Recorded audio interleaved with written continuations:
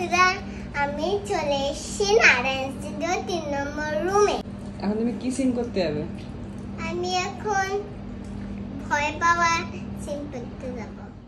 আমার অনন্যা মিমি হচ্ছে বীজ আর আমার কমলিনী মিমি হচ্ছে বীজ।